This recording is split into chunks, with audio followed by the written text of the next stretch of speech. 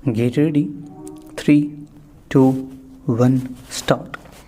A bare perusal of the aforesaid sub rule shows that when the respondent had failed to submit the explanation to the charge sheet, it was incumbent upon the inquiry officer to fix a date for his appearance in the inquiry.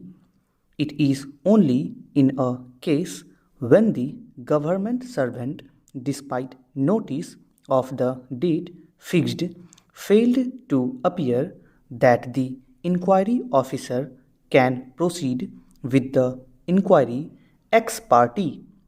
Even in such circumstances, it is incumbent on the inquiry officer to record the statement of witnesses mentioned in the charge sheet. Since the government servant is absent, he would clearly lose the benefit of cross examination of the witnesses. But nonetheless, in order to establish the charges, the department is required to produce the necessary evidence before the inquiry officer. This is so as to avoid the charge that the inquiry officer has acted as a prosecutor as well as a judge. Inquiry officer acting in a quasi judicial authority is in the position of an independent adjudicator. He is not supposed to be a representative of the department or disciplinary authority of the government.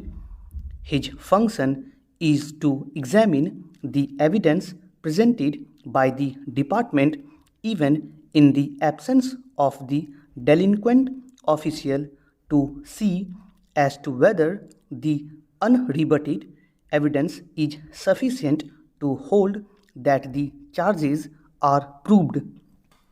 In the present case, the aforesaid procedure has not been observed.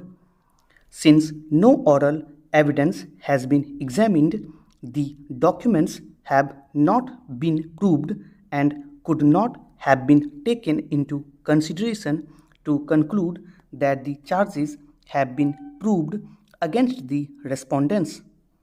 Apart from the above, by virtue of Article 311(2) of the Constitution of India, the departmental inquiry had to be conducted in accordance with rules of natural justice.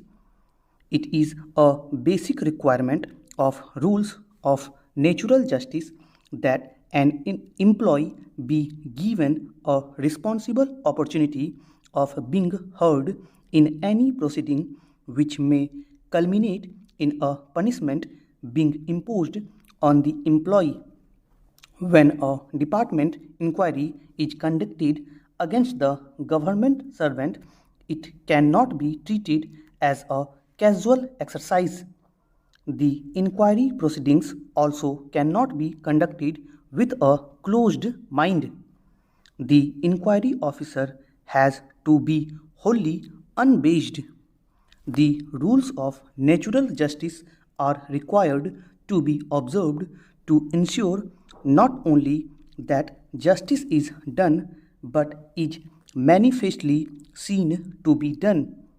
The object of rules of natural justice is to ensure that a government servant is treated fairly in proceedings which may culminate in imposition of punishment, including dismissal or removal from service.